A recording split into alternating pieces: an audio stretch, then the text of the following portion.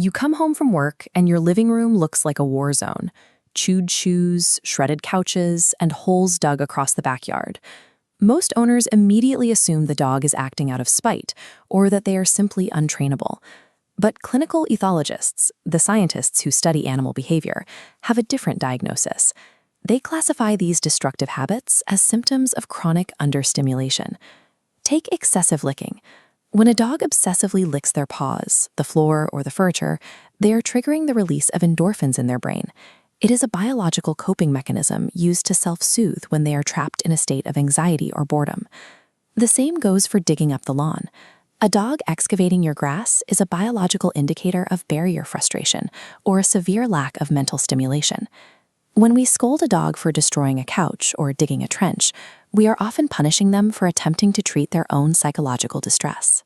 To understand why this happens, we have to look at the gap between a modern living room and the dog's evolutionary history. If we look at the wolf, the biological baseline before human intervention, we see an animal built for constant movement and problem-solving. Over thousands of years, humans selectively bred these ancestors to perform highly specific, demanding jobs. Dogs were engineered to herd, guard, hunt, and retrieve. Modern breeds still carry that exact biological hardware. Terriers, for example, were genetically engineered to detect rodents underground using high-frequency hearing and then physically excavate them. We have created an evolutionary mismatch. We take a highly specialized piece of working machinery, place it inside a quiet, static house for 8 hours a day, and provide zero occupational outlets. The dog shredding your carpet is a biological machine attempting to execute its ancient programming without a job. When these biological drives manifest as destruction, the traditional response is to stop the behavior through correction or force. But the American Veterinary Society of Animal Behavior recommends a different approach: dog enrichment. This science-based protocol shifts the focus from punishing the output to satisfying the input. This matrix outlines the 4 categories of enrichment required to balance a dog's psychology: mental, physical, sensory, and social. We can satisfy the mental category simply by abandoning the traditional food ball. Moving their daily meals into snuffle mats or hollow toys forces them to work for their food, turning a 30-second meal into a 30-minute cognitive puzzle. We can hit the sensory and social quadrants through household problem solving. Simple exercises like hiding treats in a 3-bowl scent game or practicing recall commands up and down a staircase force the dog to actively collaborate with you. These protocols appease a dog's innate foraging instinct. You are finally giving their brain the work it is demanding. Owners often rely on the old saying that a tired dog is a good dog, interpreting that as a need for physical exhaustion.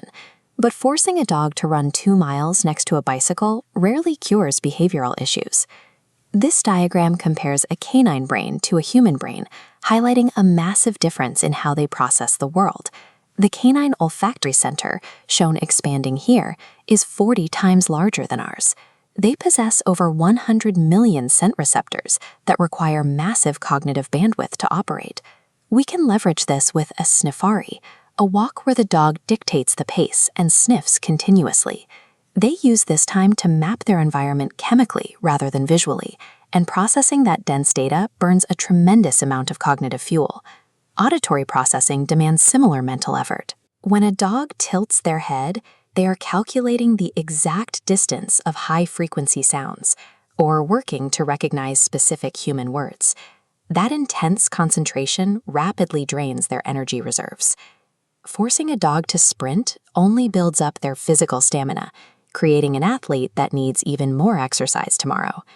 Allowing a dog to process complex sensory data achieves true, calming cognitive exhaustion. When you exhaust the brain instead of just the body, the dog's physiological state shifts. Stress markers lower in the bloodstream, positive endorphins are released, and the dog easily settles into deep sleep. The catch is that generic play isn't always enough. For the best results, the tasks must align with the specific genetics of the dog. For example, scent hounds require dedicated tracking environments to truly satisfy their unique biology. Terriers need designated digging zones in the yard, and working breeds need complex, multi-step tasks to feel fulfilled. By treating the root cause of the behavior and implementing 30 minutes of targeted daily enrichment, you can redirect ancient canine instincts into healthy habits and achieve a settled, quiet home.